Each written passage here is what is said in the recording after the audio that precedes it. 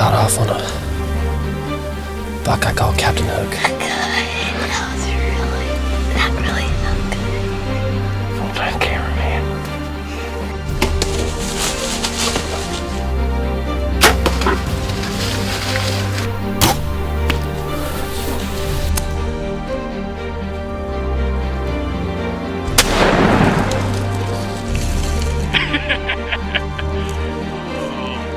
Dude, that was intense.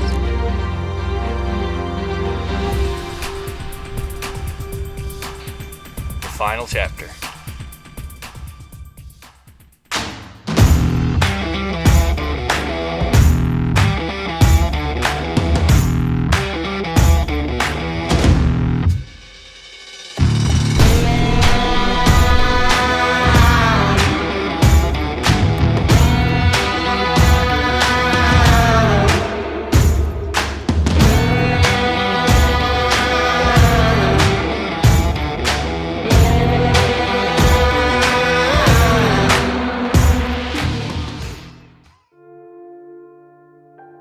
Realtree's Midwest Whitetail is brought to you by Cabela's, Cuddyback, America's Best Bowstrings, Drake Non-Typical, Easton Arrows, Frigid Forage, Fuse, Grizzly Coolers, Hoyt, Hoyman Tree Saws, Lone Wolf Tree Stands, Nikon, Ozonics, Redneck Blinds, RTP Outdoors, Spot Hog Releases, Wasp Archery, Viking Solutions, and Realtree. It's July 28th and I'm out here on the farm that I call Malice Farm. I came in here today and top seeded into these standing beans. They don't look that tall, but I'm wet from the waist down of just some amount of moisture that was on them today.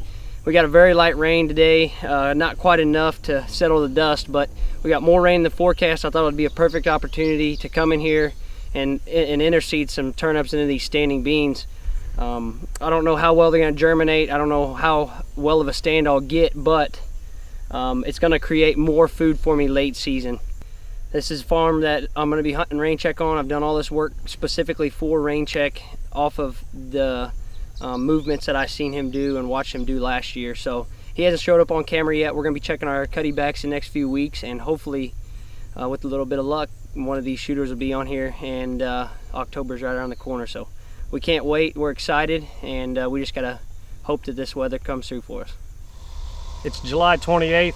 We're up here at the farm getting our fall turnip plots in. As you can tell, the conditions are pretty dry up here. We've dissed this plot once, and it's so powdery that we can't even run our coulter packer on it, so we're just spreading our turnips on top and hope for rain.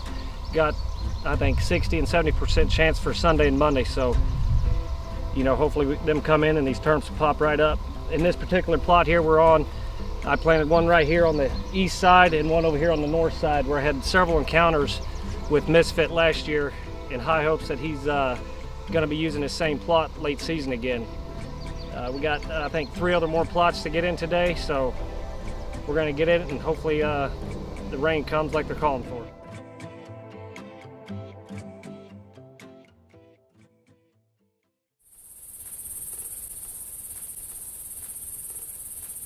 Well, it's a start to a brand new season here in Missouri, and that means I'm out doing all the preparation it takes in order to have success come fall. I am faced with a new challenge this year. I can no longer hunt the property that I killed Captain Hook on last year. Speaking of Captain Hook, I did just get him back from the taxidermist a few weeks ago, and he turned out awesome.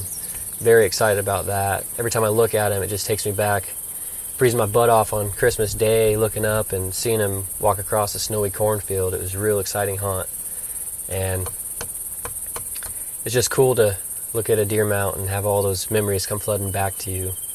But moving on, new year, new challenges I'm sure will present themselves, but I'm in a spot here today. It's just right off the road. I've hunted here probably 4 or 5 years, and the main reason I hunt here is just the entry and exit's super easy. I just pull off the road and walk a fence line about 100 yards, and I can sneak right up into my tree stand. There are 2 specific bucks in this area.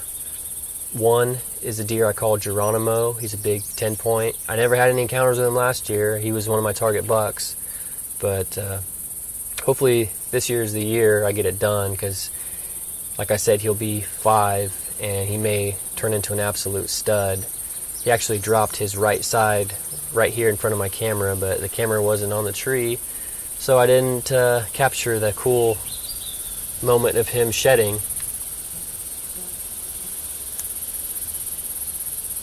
So, like I said, I'm excited to see what he blows into.